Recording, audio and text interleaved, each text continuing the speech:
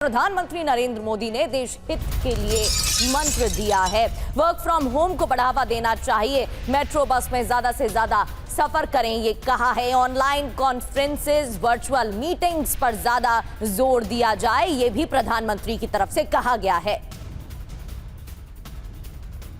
हमने कोरोना के समय में वर्क फ्रॉम होम की, ऑनलाइन मीटिंग्स की, वीडियो कॉन्फ्रेंस की, ऐसी अनेक व्यवस्थाएं विकसित की और हमें आदत भी हो गई थी। आज समय की मांग ऐसी है कि उन व्यवस्थाओं को हम फिर से शुरू करें तो वो देश हित में होगा। Work from home, online conferences, virtual meetings, इनको हमें फिर से प्राथमिकता देनी है। और इस बीच खाने के तेल की बात की जाए तो खाने के तेल को लेकर भी प्रधानमंत्री मोदी ने अपील की है। खाने के तेल में कमी लाएं परिवार, तेल कम खाने से देश और जो देह सेवा है वो होगी, यानी कि शरीर को भी इसका फायदा मिलेगा।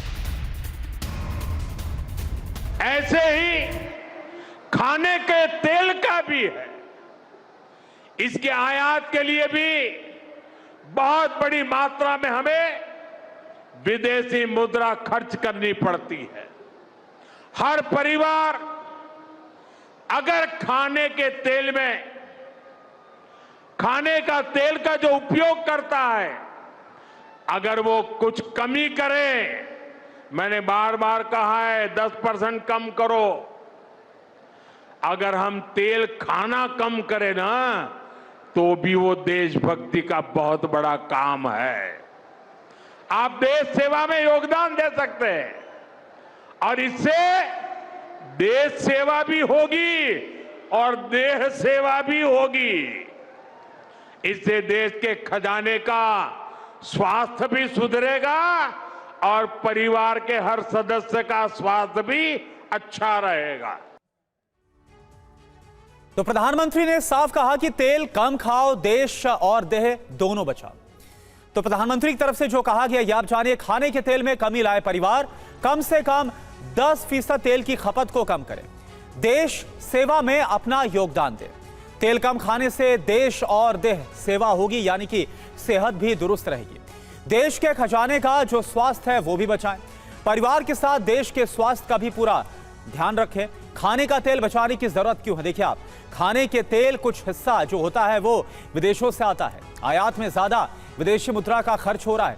तेल की कम खपत से कम आयात की जो जरूरत है वो महसूस की जा रही है। और डॉक्टर आलोक पुराणिक जी इस वक्त हमारे साथ हैं। डॉक्टर आलोक सर, जैसा इससे पहले आपने कहा कि प्रधानमंत्री की तरफ से अपील तो की गई, अच्छी बात है, लेकिन क्या व्यवहारिक तौर पर इस पर अमल किया जा सकता है?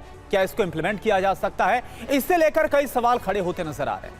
तो मेरा सवाल आपसे यह है कि आज जिस तरह से दुनिया भर में ये जो आर्थिक दबाव, ये जो संकट की स्थिति महसूस की जा रही है, क्या इसका कोई और उपाय हो सकता है, कोई और ऑप्शन हो सकता है, या फिर मौजूदा दौर में ये जो आर्थिक संकट है, ये जो आर्थिक दबाव है, प्रेशर, ये झेलना ही पड़ेगा? क्या उपाय आपको फिर नजर आ रहा है? देखिए, प्रधानमंत्री जी के इस मैसेज के कई आयाम, एक तो आयाम उसका पॉलिटिकल और इमोशनल आयाम ये है कि भाई संकट गहरा है और तैयार रहिए। यानी कि इस आज इसके मैसेज के बाद एक हफ्ते में अगर हमें डोमेस्टिक एलपीजी की प्राइस या कि पेट्रोल और डीजल की प्राइस बढ़ती हुई दिखाई दे तो एक मानसिक तैयारी हो जाए। ये तो एक इसका पॉलिटिकल डायमेंशन हुआ। इमोशनल डेफिनेटली उन्होंने कहा कि साहब देशभक्ति वाली बात है, पर प्रैक्टिकल इसका अंदाज ये है कि आप सोने में कमी की बात जैसे पीएम साहब ने कही, तो मैं आपको बताऊं कि बहुत सारा विश्व का सोना तो देश के सेंट्रल बैंक खरीद रहे हैं। दुनिया भर के बैंक, रिजर्व बैंक बहुत सारा सोना खरीदता है और उसके अपने रणनीतिक कारण है, आर्थिक कारण, रिजर्व बैंक सोना खरीदना बंद नहीं कर सकता।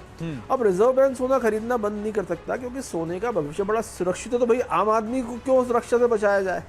तो मुझे लगता है कि सोने के मामले। अच्छा डॉक्टर आलोक जी, एक बात बताइए, अभी आपने क्योंकि पेट्रोल और डीजल का जिक्र किया, अभी कल ही एक मैं रिपोर्ट पढ़ रहा था और इसमें यह कहा गया है कि एक महीने के अंदर 28 फरवरी से जब से युद्ध शुरू हुआ और जिस तरह से अंतर्राष्ट्रीय स्तर पर जो तेल की कीमतें हैं वो बढ़ी हैं, इसके बाद साझा तौर पर जो भारतीय तेल कंपनियां उन्हें 30,000 करोड़ तक का नुकसान उठाना पड़ रहा है। तो क्या ये जो अपील है इसमें यह भी छुपा है कि एक तरह से इशारा है कि देश को आने वाले वक्त में महंगाई के लिए तैयार रहना चाहिए?